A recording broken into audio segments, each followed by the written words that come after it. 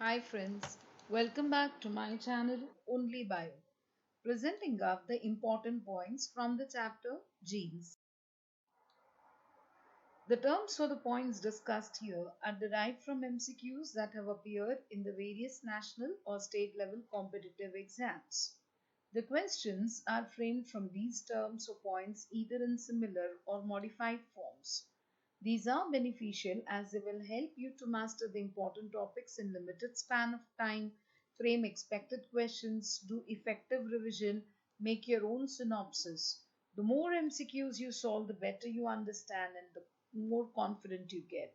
So, a daily practice of few minutes with me can help you to master the topics.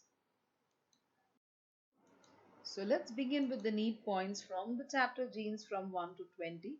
Friends, this will include the basic points which are from the textbook, and later on, gradually, I shall be including many more points which are not from the textbook but required for you to appear for the competitive exams like NEET, KVPY, the Bio Olympiad, and it would also help the students from ICSE, IGCSE, and the CBSE board. Point number one, the early belief was that it was the protein of chromosomes that served as the genetic material. Then, beginning from 1928, certain classic experiments were conducted by scientists which helped to settle the issue in favor of DNA. The pneumonia-causing bacterium, that is Diplococcus pneumoniae, exists in two different strains, one with the polysaccharide covering or capsule called as the smooth strain and the other without the capsule called as the rough strain. Only the smooth strain caused the disease, while the rough one is quickly destroyed inside the host's body because it lacks the protective covering. In 1928, Frederick Griffith showed that the harmless rough variety will be transformed into the pathogenic smooth variety if it is cultured along with the dead individuals of the smooth variety.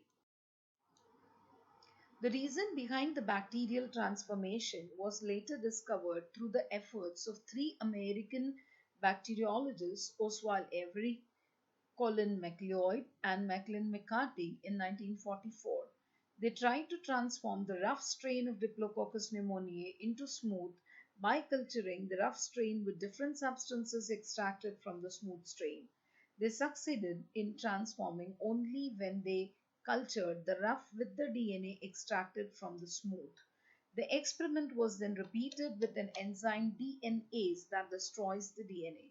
This time, the transformation did not take place.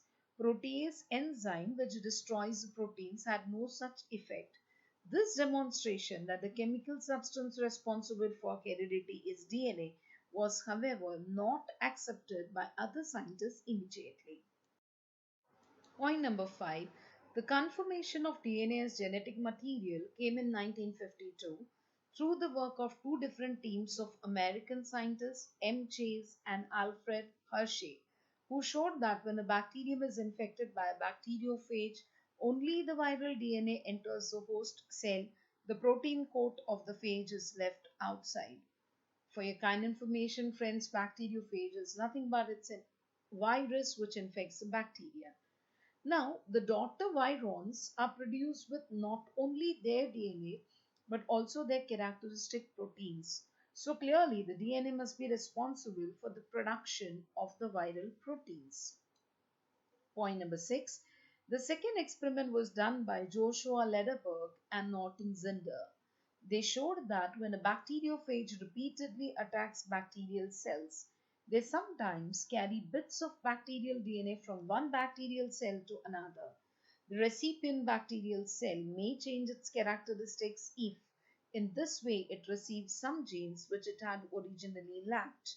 This phenomena is known as transduction.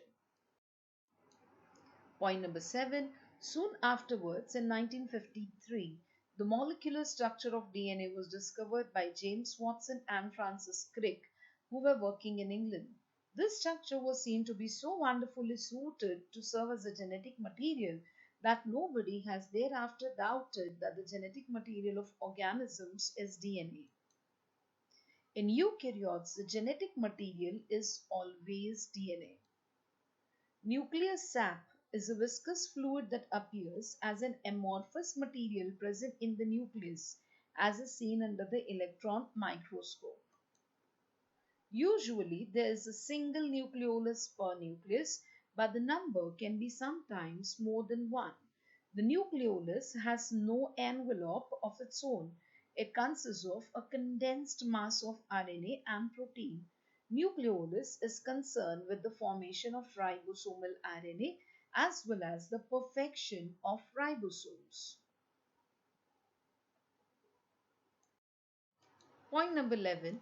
Chromatin is a complex matter formed of DNA and proteins. DNA of chromatin can be demonstrated by fusion state. A very important point, friends. Point number 13. When chromatin is analyzed after isolating it in its pure form from the nucleus, it is found to contain DNA, RNA, basic proteins called as histones, as well as non-histone proteins. While the DNA and the histones remain unchanged in the chromatin obtained from different cells of the same individual, RNA and non-histones vary widely.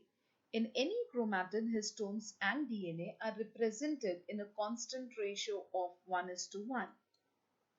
Since histones are basic proteins, they bind firmly with the DNA strand, which is acidic.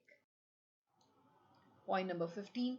Histones belong to 5 different types designated as H1, H2A, H2B, H3 and H4 types.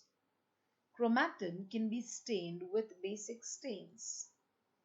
When a stained interphase nucleus is observed under a light microscope, chromatin is seen in 2 states, namely a condensed state called as euchromatin and a dispersed state called as heterochromatin. Point number 18. Under an electron microscope, the chromatin gives the appearance of a string of 10 nanometers thickness that is strewn with the beads. In a preparation in which the string is stretched, the beads are seen distinct from one another, while in the living state they all are clustered together. Point number 19. The presence of a string and a bead arrangement suggests the existence of identical chromatin units. These units are termed as nucleosomes. Point number 20.